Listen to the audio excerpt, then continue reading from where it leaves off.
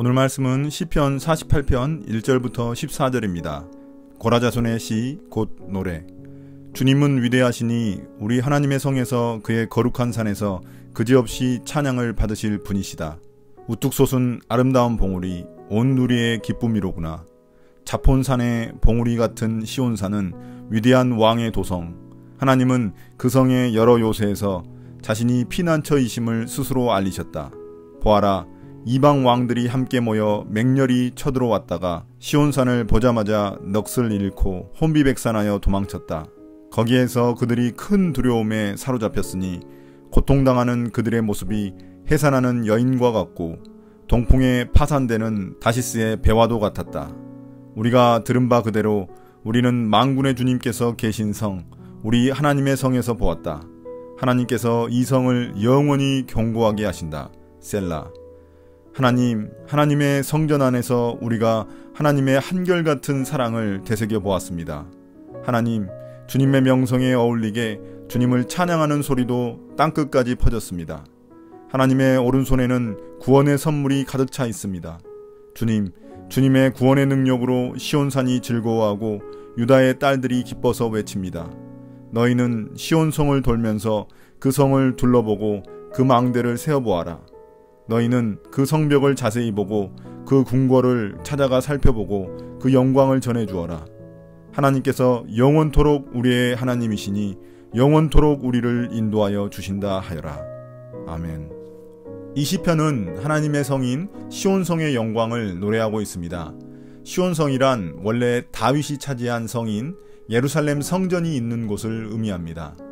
그러나 신약에서 궁극적인 의미로는 새 예루살렘, 즉 하나님의 나라를 의미합니다.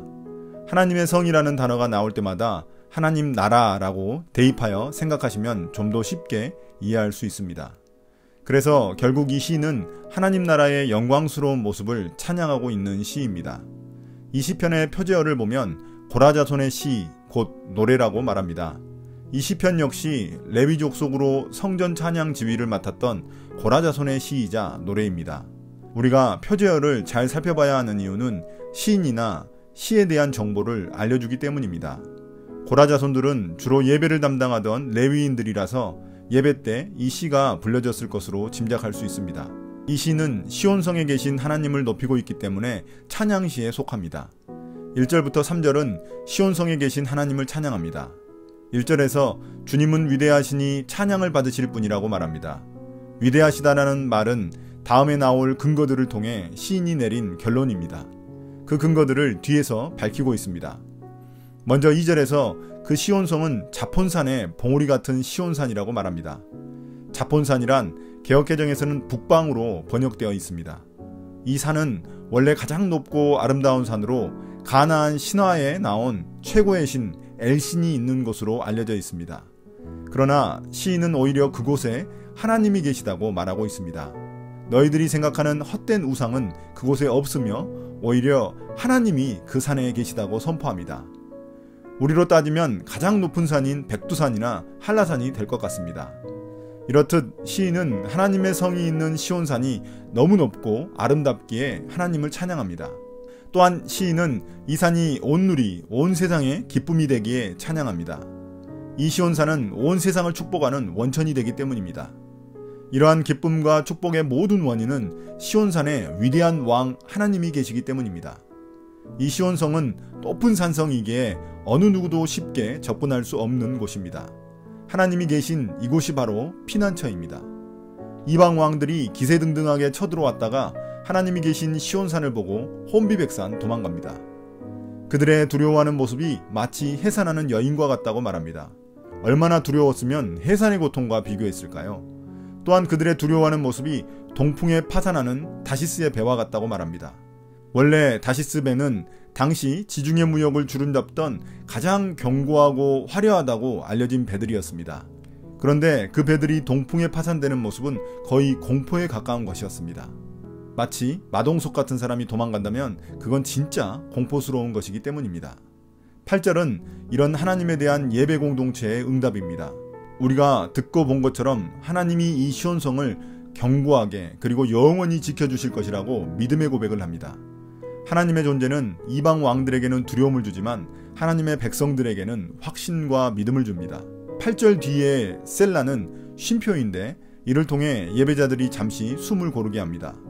예배자들은 하나님이 내게 하신 일을 기억하며 다시금 미래를 소망하게 됩니다. 9절부터 11절은 예배자들이 승리와 기쁨을 노래합니다. 그들은 9절에서 앞서 보았던 하나님의 한결같은 사랑을 묵상합니다. 이러한 한결같은 사랑을 히브리어로 헤세드라고 합니다. 하나님의 언약적인 사랑, 부모가 자녀를 버릴 수 없는 그런 사랑을 의미합니다. 10절에서 하나님의 명성이 땅끝까지 퍼졌기에 주님의 찬양도 땅끝까지 울려 퍼집니다.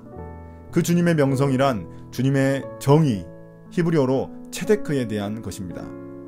하나님의 오른손에 구원의 선물, 즉 정의가 가득하기 때문입니다. 여기서 구원의 선물, 정의란 앞서 이방 왕들을 물리치시고 시온성을 영원히 지키시는 것을 의미합니다. 11절에서 주님이 이러한 구원의 선물을 주셨기에 시온산이 즐거워하고 유다의 딸들이 기뻐 외칩니다.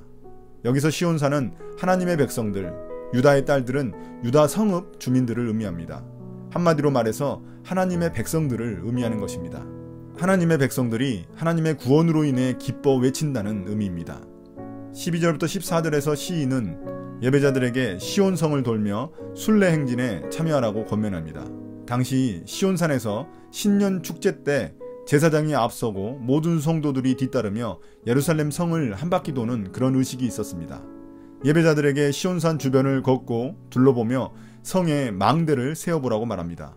전쟁 중에도 적의 공격으로 망대 중에 하나라도 무너지거나 상처난 게 있는지 확인해보라는 의미입니다.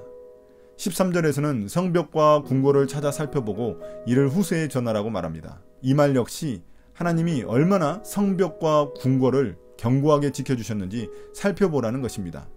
그리고 그 영광을 후세에도 전하라는 것입니다. 이렇게 하나님이 시온을 지켜주시는 이유를 14절에서 다시 한번 설명합니다. 그것은 하나님이 영원토록 우리의 하나님이시며 영원토록 우리를 인도해 주시기 때문입니다.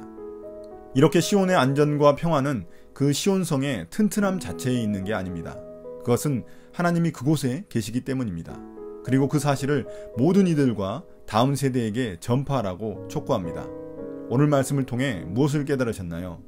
저는 어제에 이어 하나님 나라의 핵심은 바로 하나님의 임재, 즉 하나님이 우리 가운데 계시다는 것임을 깨닫게 되었습니다. 하나님 나라가 우리의 삶 가운데 이루어지면 어느 누구도 흔들 수 없는 견고한 것임을 알게 됩니다. 하나님의 말씀으로 내 삶이 통치받을 때 세상의 유행과 흐름을 쫓지 않고 성경적 가치관으로 살아갈 수 있습니다. 그러한 삶이 얼마나 견고하고 아름다운지 다시금 깨닫게 됩니다. 그 옛날 예루살렘 성은 너무나도 견고하고 아름다운 천연의 요새였습니다. 그러나 이스라엘 백성이 하나님의 통치를 거부하자 그 성을 빼앗겼고 결국 그 성은 폐허가 되어버렸습니다. 하나님이 우리 삶의 왕으로 계시지 않으면 우리의 운명도 동일할 것입니다. 그럼에도 불구하고 하나님은 이스라엘을 버리지 않으셨습니다. 그 한결같은 사랑의 절정이 바로 예수 그리스도입니다. 그분을 통해 하나님 나라를 이 땅에 오게 하셨고 우리를 구원하셔서 그 백성 삼아 주셨습니다. 오늘 시인이 예배자들에게 천천히 시온성을 돌며 하나님의 능력과 은혜를 묵상하라고 한 것처럼 저 또한 하나님 나라를 묵상하려고 합니다. 여러분도 함께 하시면 좋겠습니다.